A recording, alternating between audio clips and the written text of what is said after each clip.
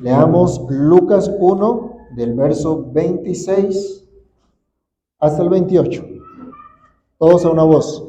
Al sexto mes, el ángel Gabriel fue enviado por Dios a una ciudad de Galilea llamada Nazaret, a una viuda desposada con un varón que se llamaba José, de la casa de David, y el nombre de la virgen era María. Y entrando el ángel en donde ella estaba, dijo: Salve, muy favorecida, el Señor es contigo, bendita tú entre las mujeres. Oremos. Padre Celestial, en el nombre de Cristo Jesús, damos gracias una vez más por permitirnos acercarnos a tu palabra y considerar, Señor, a través de ella la buena noticia del Evangelio. Considerar a través de ella la gracia que tú nos has concedido por medio de nuestro Señor y Salvador Jesucristo. Quieras tú, oh Dios, en esta hora ayudarnos, guiarnos, encaminarnos y darnos tu gran bendición para que comprendamos tu verdad. En Cristo Jesús te pedimos estas cosas y te damos muchas gracias. Amén. Pueden tomar asiento, mis hermanos. El evangelista Lucas presenta su relato completo del Evangelio luego de haber investigado con diligencia todas las cosas desde su origen, para escribirlas por orden al excelentísimo Teófilo, como lo encontramos en los versículos 1 al 4 de este capítulo de Lucas. El propósito de Lucas es que este hombre, Teófilo, conociera bien la verdad en la cual había sido instruido. Y esto no es solamente para Teófilo, es para ustedes y para mí también hoy día. Debemos conocer muy bien la verdad acerca de la cual hemos sido instruidos. En esta época del año muchos celebran una mera tradición, alejándose de la verdad. Hemos querido hacer una pausa en nuestro estudio de los Salmos para que durante estos domingos consideremos acerca del verdadero sentido de la Navidad y el entendimiento que debemos tener acerca de la Navidad. Porque como les decía, muchos celebran una tradición sin sentido, muchos celebran algo que no entienden. Ayer, por ejemplo, en el barrio había una tremenda fiesta. Pero ¿saben cómo empezaron la fiesta? Con una misa. Primero ofrecieron la misa y rezaron su Ave María y sus cosas, y luego sí la parranda el resto de la noche. ¿Qué entendimiento tienen? Yo me preguntaba, ¿realmente qué celebran? Supuestamente con la misa dicen que celebran Navidad, celebran a Dios. ¿Sí? Comenzaba precisamente el tiempo navideño y comienzan las celebraciones y comienza la gente a hacer sus fiestas. ¿Pero qué celebran? ¿Qué celebran realmente? ¿Qué conocen? ¿Qué es lo que pretenden celebrar? Hermanos, es imposible celebrar Navidad si no entendemos lo que significa el advenimiento de nuestro Señor y Salvador Jesucristo. En este tiempo es muy propicio que recordemos las cosas desde el principio, como dice el evangelista, y consideremos el gran anuncio de entonces, sus implicaciones y la actitud que debemos tomar al respecto. Y no seamos hallados ignorantes en cuanto al significado de la encarnación de nuestro Señor Jesucristo.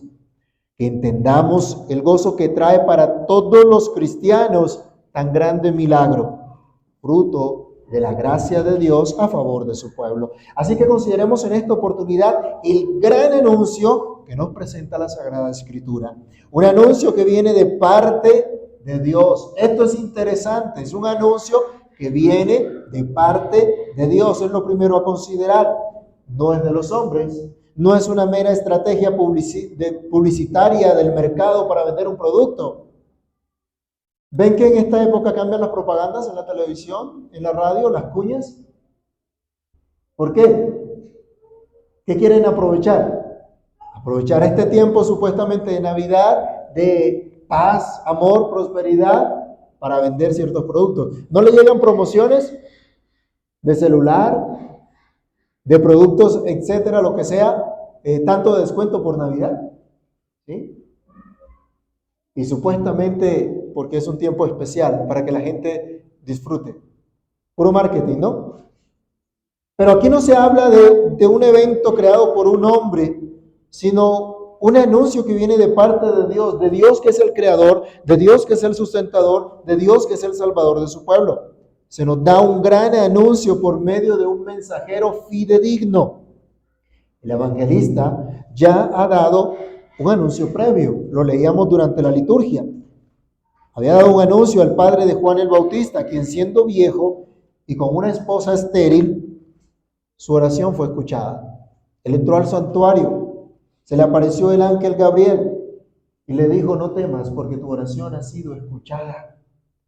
Y tu mujer dará a luz un hijo. Sí, la que llamaban estéril. Elizabeth era estéril. Pero les demostró que nada es imposible para Dios. ¿Pero qué pasó con Zacarías? ¿Se acuerdan? Él no creyó. Él le dijo: ¿y cómo va a ser esto si es que yo estoy viejo? Y mi mujer no es una jovencita. Ya no tiene el periodo, ya no tiene capacidad de tener hijos. ¿Cómo va a ser esto? Y miren la respuesta del ángel. Lo leíamos. Yo soy Gabriel, que estoy delante de la presencia de Dios. Era un mensajero fidedigno. No había teléfono roto. El ángel estaba cara a cara con Dios y le trajo ese mensaje. Pero él no creyó a ese mensajero fidedigno. A pesar de eso, Dios continúa su plan. Dios continúa su propósito. ¿Y cuál fue la señal que le dio entonces a Zacarías de que eso se iba a cumplir? Le dijo: ahora quedarás mudo hasta que se cumpla lo que te he dicho. Y efectivamente quedó mudo. Y solo cuando fueron a presentar al niño pudo hablar, y lo veremos más adelante. Pero hasta aquí Lucas nos ha dicho ya, ha presentado ya un mensajero fiel, un mensajero fidedigno,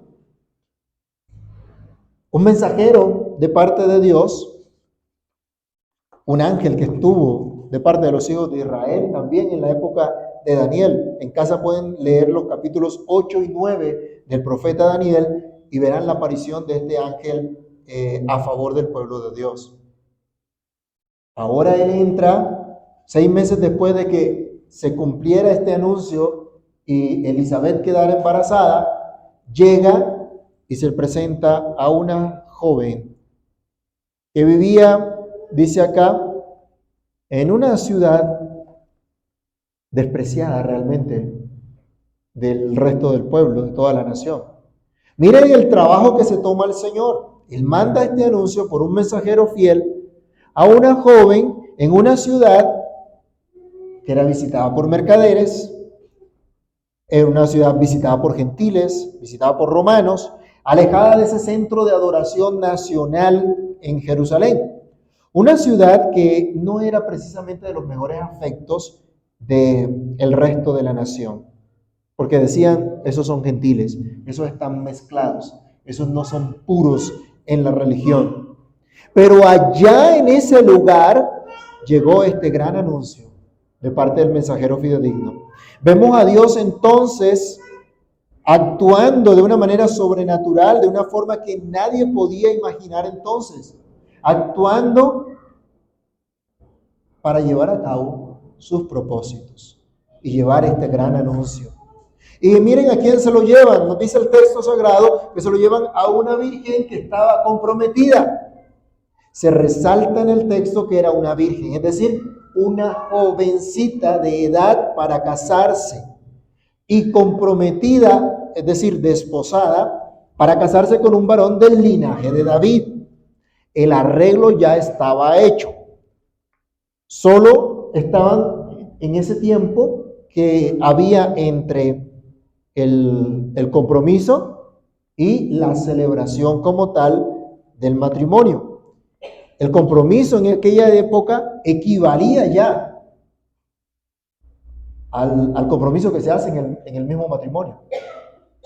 Ese compromiso incluía algunas veces un anillo para asegurar esa promesa. Bueno, nos dicen los historiadores que la edad mínima para el matrimonio, según los rabinos, era de 12 años cumplidos para las mujeres y 13 años cumplidos para los hombres. Y la costumbre era que por lo general las mujeres siempre se casaban jovencitas, no siempre así con los hombres. Y esto es lo que señala el término traducido muchas veces como virgen o doncella. Así que María era una jovencita de 12 años o más cuando recibe este anuncio. ¿Quién pensaría que esta doncella, hoy como nosotros vemos a los niños tan chiquitos, diríamos, esta niña podría ser un gran instrumento en las manos de Dios? Por cierto, mis hermanos, ¿qué se espera hoy de nuestras doncellas? ¿Qué se espera de nuestras jovencitas que están precisamente de este lado hoy? ¿Qué esperan ustedes? ¿Qué esperan los padres de estas doncellas? Se espera que empiecen a considerar, a prepararse, a pensar en un hogar para Dios, en construir una familia, una descendencia que sirva al Señor. ¿Qué es lo que dice nuestra sociedad al respecto? ¿Está en línea con lo que Dios dice? María era una jovencita instruida conforme a la esperanza mesiánica del pueblo de Dios. Se decía que entre las mujeres de Israel, entre las esposas judías, siempre estaba el anhelo universal y la alegría en la esperanza de tener hijos, como lo expresó desde el principio Eva. Génesis capítulo 4, versículo 1. Después, cuando ella tiene a Caín, dice, por voluntad de Jehová he adquirido varón. Sabía de la promesa de Dios. Luego, ¿qué pasa con Caín? Mata al segundo hijo de Eva. Mata a Abel. Y luego en sustitución de Abel nace Set. Y aquí ella también dice que fue por voluntad de Dios, Dios le ha sustituido a otro hijo. Pero también mujeres como Ana expresaron esta esperanza que tenían las mujeres en Israel de este Mesías prometido. Pero no solo tenían la esperanza mesiánica, sino también la esperanza de construir una descendencia para Dios, como lo advertía el profeta Malaquías. Allá en Malaquías 2:15, cuando el Señor reprendía a los sacerdotes porque no eran fieles con su esposa. Y él decía, si en él hay tanto poder, ¿por qué hizo de los dos uno?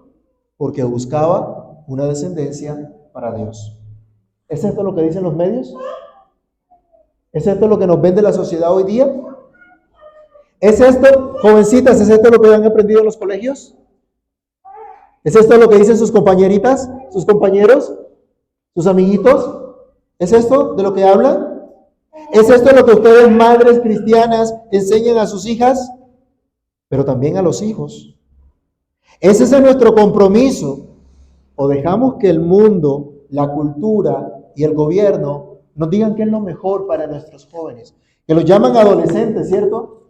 ¿De qué adolecen ustedes? ¿Qué les duele? Creo que no adolecen de nada, ¿no? Ese término está mal empleado y nosotros nos hemos comido el cuento. Y hasta en la iglesia hacemos escuela dominical y decimos los adolescentes. Quitémonos ese término de la cabeza, de la boca. No adolecen de nada. Son jovencitos. Cuando el Señor Jesús cumplió 12 años, ¿dónde estaba? ¿Se acuerdan? Estaba en el templo. Y cuando los padres lo fueron a buscar, ¿qué dijo? En los negocios de mi padre me es necesario estar. Así que María no era una jovencita como las de hoy. No era una jovencita infantilizada. No era una jovencita pegada al Facebook, a las redes sociales. No había Facebook, ¿no? Pero en otras palabras, lo que quiero decir es, no estaba viviendo conforme a una cultura sin Dios, sino que en su mente, en su corazón, nos vamos a dar cuenta por la respuesta que ella da, estaba la promesa de Dios.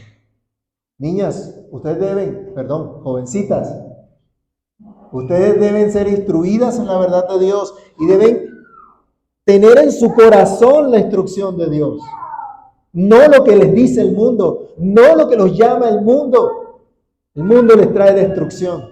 El mundo sin Dios solamente les va a llevar por el camino que lleva a la destrucción. Entren por el camino angosto, sigan la puerta estrecha, que es Jesucristo. Esta mujer, entonces, instruida en las promesas pactuales, una mujer sencilla, pobre, le fue llevado este gran anuncio. Esta mujer fue la que recibió tan gran privilegio. Esa mujer virgen comprometida con un varón llamado José, haría parte de la casa de este varón, de José. Porque cuando una mujer se casaba, entraba a ser parte de la familia del varón o del clan del varón. Y se resalta en nuestro texto que este varón era nada más y nada menos que de la casa, del linaje del rey David, que como veremos más adelante, señala el cumplimiento de las promesas mesiánicas. En segundo lugar, en nuestro texto se nos muestra un gran anuncio que es de mucho regocijo. Un gran anuncio que es de mucho regocijo. El ángel saluda a María pidiéndole que se regocije en gran manera por este anuncio. ¿Se regocijarían ustedes, jovencitas, si hubieran recibido este anuncio? Dice aquí en nuestro texto que el ángel, entrando donde ella estaba, le dijo: salve muy favorecida, el Señor es contigo, bendita tú entre las mujeres. ¿Qué se hubieran imaginado ustedes? Qué susto tan grande, ¿no? Bueno, María se alcanzó a asustar o se alcanzó a turbar por este saludo. Se extrañó. ¿Esto qué significa? ¿Qué es este saludo? ¿Sí? Y salve no es que el ángel estuviera pidiendo: Dios te salve María, como algunos hacen por ahí. No, este salve es un saludo de regocijo. En otras palabras le está diciendo: regocíjate, tú que eres muy favorecida, tú que eres la más feliz de todas las mujeres. ¿Se pueden imaginar una jovencita, una doncella que reciba este anuncio de parte de un ángel? Pero es un anuncio de mucho regocijo para aquella que halló gracia. Esta salutación tan especial fue de gran asombro por esta humilde mujer. ¿Cuál era la razón de todo esto? A ella se le manda regocijarse porque, a pesar de su condición, ha sido muy favorecida por Dios. Dios estaba y estaría con ella y sería la más feliz de todas las mujeres por el honor que el Dios Altísimo le había concedido. Había sido escogida para ser la madre del Mesías prometido.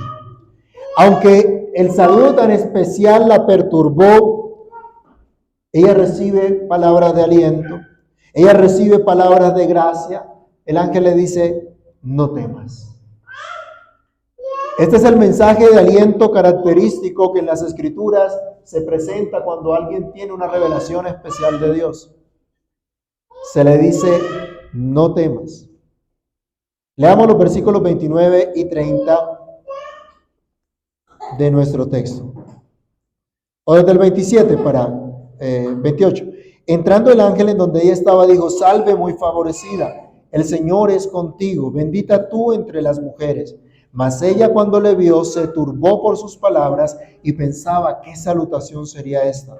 Entonces el ángel le dijo: María, no temas, porque has hallado gracia delante de Dios. La razón para no temer era precisamente haber hallado gracia delante de Dios, haber sido objeto del favor eminente de Dios. Qué palabras de aliento, qué ánimo para recibir este anuncio completo. Esta jovencita halló gracia, Dios la favoreció para traer este gran anuncio de regocijo para ella, que esperaba la llegada del Mesías. Pero también un mensaje de regocijo para todo el pueblo del pacto, para todo el pueblo de Dios, pues esta mujer concebiría al que traería salvación. Vayamos a Mateo capítulo 1, versículo 21. Alguien que lo lea mientras leemos acá el verso 31 de nuestro texto. El ángel le dice: y ahora concebirás en tu vientre y darás a luz un hijo y llamarás su nombre Jesús. En Mateo se nos dice algo adicional. Mateo 1:21. ¿Quién lo tiene? Y dará a luz un hijo y llamará su nombre Jesús, porque él salvará a su pueblo de sus pecados.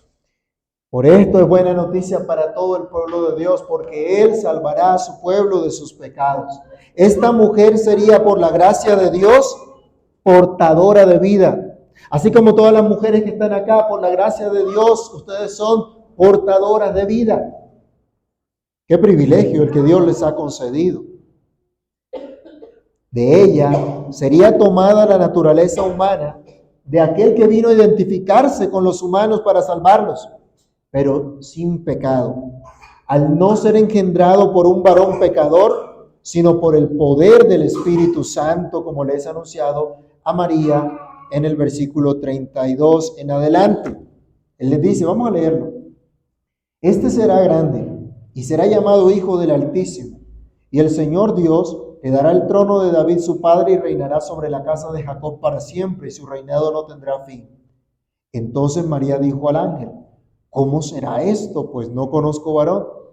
Respondiendo el ángel le dijo, el Espíritu Santo vendrá sobre ti, y el poder del Altísimo te cubrirá con su sombra, por lo cual también el santo ser que nacerá será llamado Hijo de Dios. Vayamos un momentico a Hebreos, capítulo 10, versículo 5. Precisamente porque no era engendrado de un hombre, sino por el milagro que operó el Espíritu de Dios, por esta razón, decía el ángel, Él es llamado Hijo de Dios, Hijo del Altísimo. Y aquí el Mesías esperado, en el cual se van a cumplir las promesas hechas a David. Porque Él no es engendrado de varón, no tiene corrupción en su naturaleza. Pero porque fue concebido por operación del Espíritu Santo en el vientre de María, se identifica con los seres humanos para salvar a los seres humanos, a los pecadores. ¿Qué dice Hebreos 10:5? Por lo cual entrando en el mundo dice, sacrificio lo que no quisiste, mas me preparaste cuerpo. Me preparaste cuerpo. ¿Quién preparó ese cuerpo? Dice Dios. Esto es lo que el ángel le está diciendo a María. Esto es lo que va a pasar. El Espíritu de Dios vendría y decía que te va a cubrir con su sombra o te hará sombra. Es decir, es el Espíritu de Dios el que iba a hacer esa concepción. Interesante, ¿no? Interesante cómo Dios opera de manera sobrenatural para cumplir esta promesa de aquel Dios con nosotros que fue profetizado en épocas de Isaías. En Isaías 7:14 se nos habla que la Virgen concebirá y dará a luz un hijo y llamará su nombre Emmanuel, que significa Dios con nosotros. En aquel tiempo se refería pues, a una mujer que estaba, una doncella a punto de casarse o comprometida también, que daría a luz un hijo, y antes de que ese hijo pudiera hablar bien, habrían visto la salvación del Señor. Pero esta profecía tiene perfecto cumplimiento precisamente con el nacimiento de Cristo, tal como el ángel le está anunciando aquí a la Virgen María. Entonces, un anuncio de mucho regocijo, pero también es el anuncio del cumplimiento de la promesa de Dios. El relato evangélico nos da a entender que María no era una jovencita ignorante de las promesas de Dios a su pueblo. Hermanitas, jovencitas, ustedes no pueden ser ignorantes de las promesas de Dios a su pueblo, así como los jovencitos tampoco. Y mucho menos los padres podemos ser ignorantes de las promesas de Dios. Miren qué papel importante juegan los padres en la instrucción de sus hijos. ¿A quién utilizó Dios precisamente? A alguien que había sido instruida en las promesas actuales, que había recibido instrucción en las promesas de Dios, aunque vivía lejos del centro religioso. Estaban lejos de Jerusalén, pero allá recibió esa instrucción también. Allá también había gente fiel. Sí, había muchos comerciantes, había muchos gentiles y de pronto muchos que se habían mezclado, pero había gente fiel. Hermanos, estamos en una sociedad donde los cristianos nos movemos, trabajamos con gente que no conoce al Señor, que no es creyente. Pero eso no implica que nosotros perdamos nuestra identidad con Cristo. Eso no implica que nosotros desconozcamos lo que somos y el llamado que tenemos. María no lo desconocía. María no era ignorante de estas cosas. Ella no era ignorante de la promesa que Dios había hecho a David. Porque miren, ella le pregunta al ángel, ¿cómo será esto si no conozco varón? Pues ella entendía que para tener un hijo necesitaba estar con un varón. No se imaginaba otra cosa, no entendía otra cosa porque no era lo que Dios había establecido. Pero no la vemos preguntando, ¿y quién es David? Hagamos una encuesta entre las jovencitas en la iglesia. ¿Qué tanto saben del rey David? Esta no era ignorante de lo que había pasado, de lo que había ocurrido con David y de lo que él representaba y de la promesa que Dios le había dado. Así el autor nos muestra que tiene en mente el cumplimiento de la promesa, el cumplimiento del juramento que Dios había hecho a David. Entonces, del anuncio del cumplimiento de la promesa de Dios a su pueblo, ya era el tiempo, ya vendría el Rey eterno de la casa de David. Es decir, la promesa de David se cumpliría tal como Dios lo había dicho. Vamos un momento al segundo libro de Samuel y vamos a leer del capítulo 12, los versículos 7 al 16. Segundo libro del profeta Samuel. Y vamos a leer en el capítulo 12 del verso 7 al verso 16.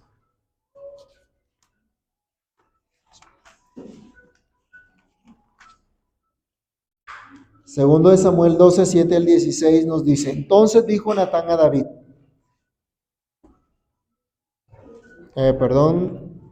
¿dónde está el 7 al 16?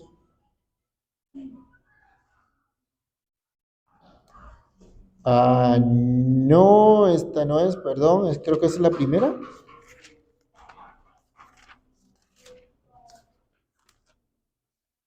Dame un momento que la cita estaba equivocada.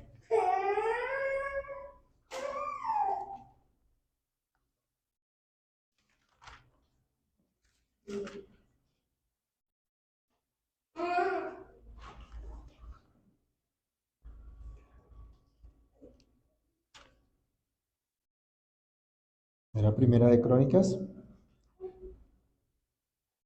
Perdona acá, hermanos, porque les coloqué mal la cita.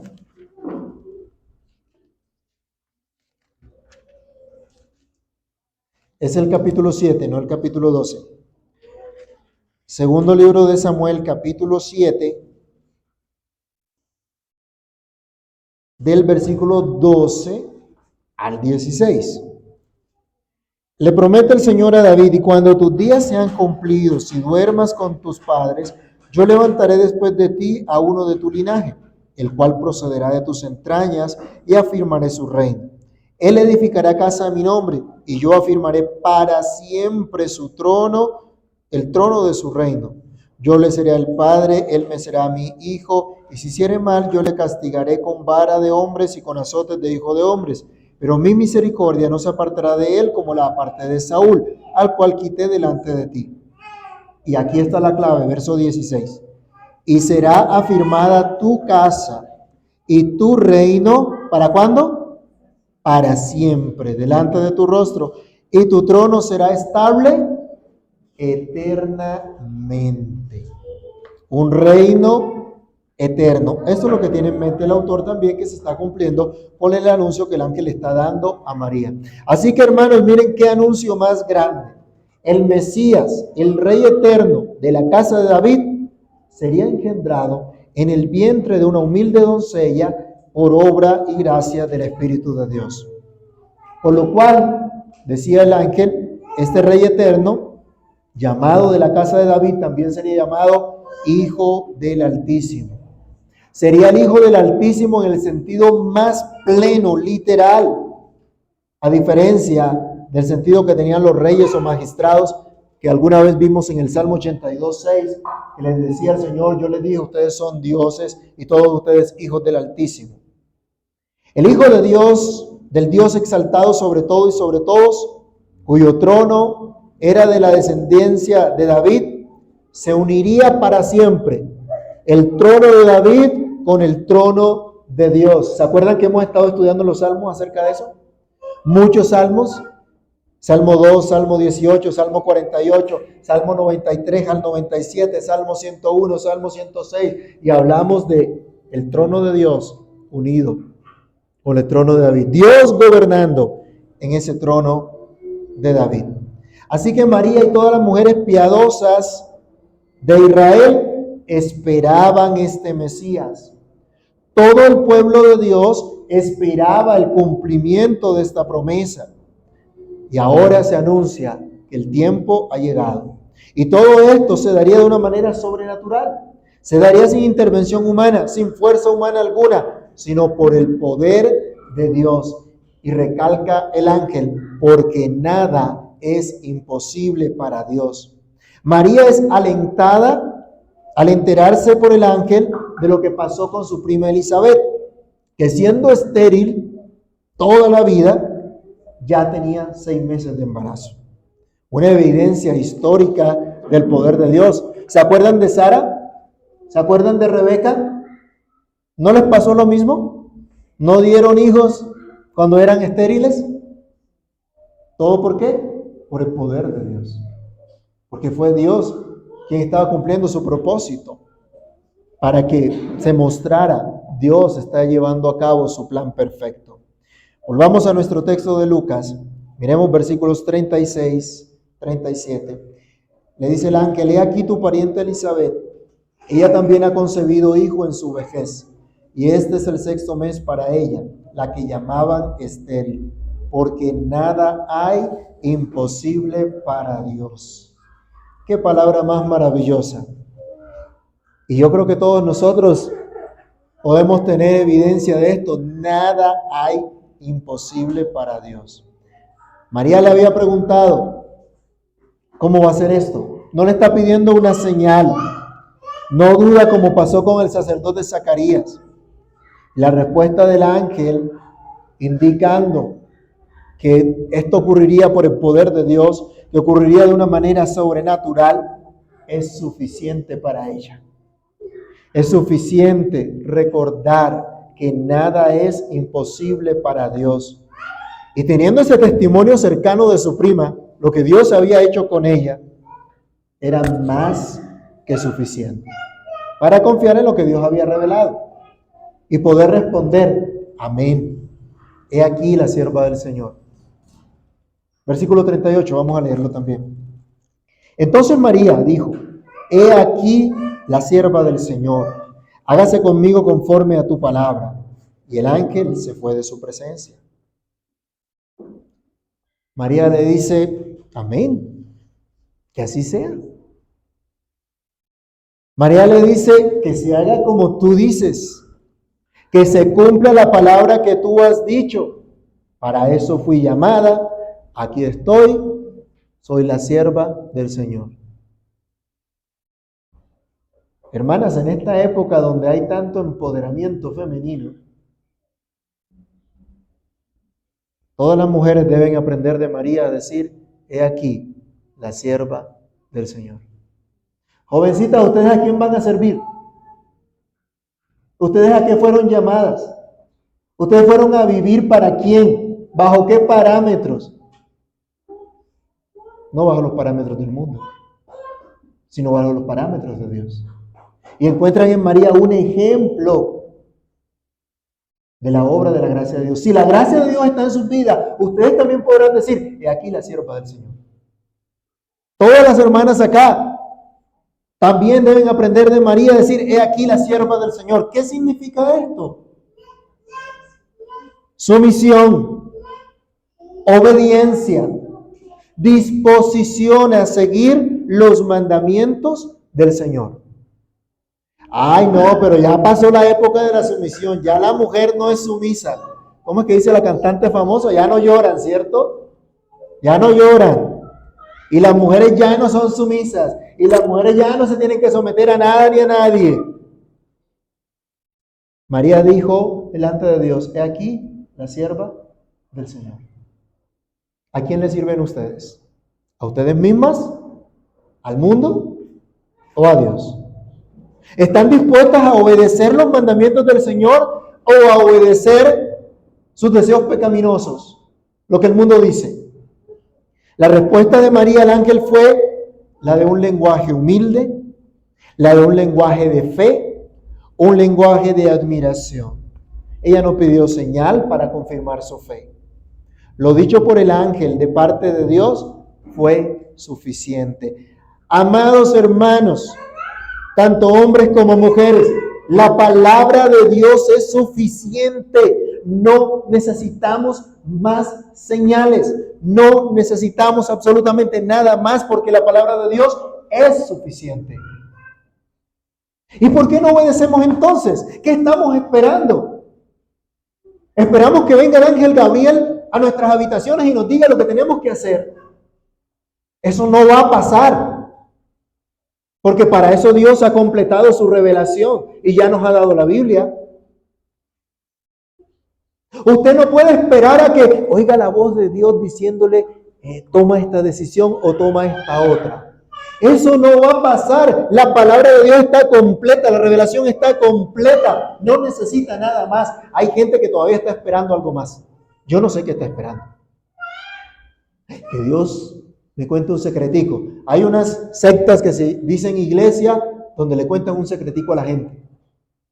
Y le dicen, y tú vas a tener, y tú vas a hacer, y tú vas a aquello lo otro.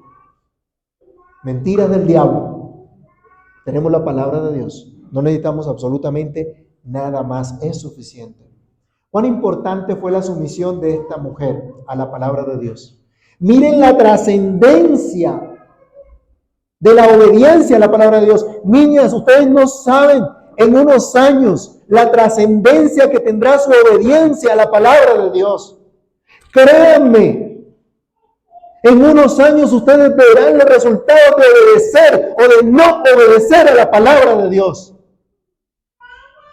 ¿Cuál fue la trascendencia de que María dijera, he aquí la sierva del Señor? Se encarnó nuestro Señor Jesucristo. Vino nuestro Salvador. Ya no se va a encarnar el Señor Jesucristo en ustedes, porque Él ahora vive por la fe en sus corazones. Pero sí serán instrumentos en las manos de Dios para glorificarlo en todo lo que hagan. Y cuando el Señor les permita construir una familia, sea una familia fundada en los principios de la palabra de Dios. Debemos recordar, hermanos, en ese contexto, la sumisión de María fue tan importante, pero fue tan arriesgada, porque una joven soltera, embarazada, se arriesgaba a ser apedreada, a ser muerta, a menos que el padre de la criatura aceptara casarse con ella. Había la posibilidad de que quedara sola para toda la vida, si es que no la mataban. Si su padre la rechazaba, podría verse forzada a mendigar, a prostituirse, a fin de sobrevivir. Y María, diciéndole a los demás que estaba encinta ahora del Espíritu Santo, ¿cuánta gente le creería? Esto sería tremendo, terrible. Era bien difícil. Con todo, a pesar de los posibles riesgos, María dice, hágase conmigo conforme a tu palabra. María se sometió, creyó las palabras del ángel y estuvo de acuerdo en tener a ese bebé, aunque fuera en circunstancias humanamente imposibles. Pues le fue dicho, nada es imposible para Dios. Si Dios estaba en el asunto, no había nada que temer. Lo único que había que hacer era someterse a su voluntad. ¿Y cómo no hacerlo, hermanos, si se recibe tan gran privilegio, tan grande privilegio? Ella iba a ser el instrumento para el cumplimiento de la promesa mesiánica.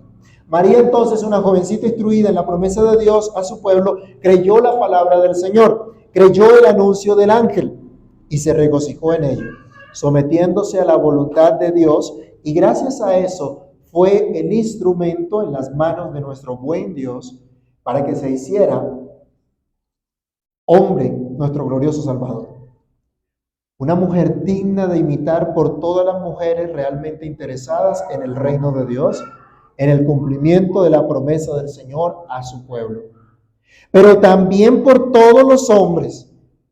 Debemos imitarla al creer y no dudar de la palabra de Dios, sino someternos a su voluntad, reconociendo nuestro Dios es el gran Rey y nosotros sus servidores, sus siervos, sus esclavos. Ante este gran anuncio de parte de Dios, que es de mucho regocijo, que es el cumplimiento de las promesas del Señor, ¿cuál es nuestra reacción? ¿Cuál es nuestra actitud? ¿Será simplemente una ocasión para recitar algunas oraciones tradicionales? ¿Para compartir una comida, hacer fiestas supuestamente en honor al Salvador, pero sin el Salvador? Regocijémonos con gran alegría por este anuncio de gracia para todo el pueblo de Dios, pero asegurémonos de haber recibido esta gracia, de haber recibido a Jesucristo en nuestros corazones como nuestro Señor y Salvador, de haber respondido como María, que se haga la voluntad de Dios en nuestras vidas. Solo de esta manera podremos disfrutar y podremos celebrar de este gran anuncio. Así que oremos. Amantísimo Dios, Padre Santo, gracias te damos una vez más. Tu palabra es verdad. Tu palabra hace lo que tiene que hacer. Prospérala, Señor, y que cumpla el propósito con el cual tú nos la has dado. Que podamos comprender, Señor, efectivamente ese milagro glorioso de la encarnación, obra tuya, obra de tu Santo Espíritu, no de hombre alguno, por lo cual estamos seguros que Cristo es poderoso para salvarnos. Y ayúdanos, Señor, a aprender cómo tú preparaste esos corazones y preparaste un corazón humilde que creyera tu palabra y que se sometiera a ella. Señor, te pido misericordia hoy también de cada uno de nosotros, para que todos nosotros, desde los más jovencitos hasta los más viejos, podamos tener esa disposición siempre de rendirnos a tu voluntad, de hacer conforme a lo que tú nos dices, de someternos a tu palabra, de someternos, Señor, a la instrucción de tu palabra. Que tu palabra sea suficiente para nosotros. Que no pensemos que necesitamos algo más. Ayúdanos, Señor. Ayúdanos por amor de tu nombre. Y permítenos disfrutar de esta buena noticia, teniendo a Cristo en nuestros corazones como Señor, como Salvador. Ten misericordia de nosotros y ayúdanos, por favor, para que podamos honrarte, no solo en este tiempo, sino cada día de nuestra vida. Por favor, Señor, haz tu obra en cada uno de nosotros para gloria tuya. Y que podamos nosotros también compartir este gran anuncio con los que están a nuestro alrededor. En el nombre de Jesús oramos y damos muchas gracias. Amén.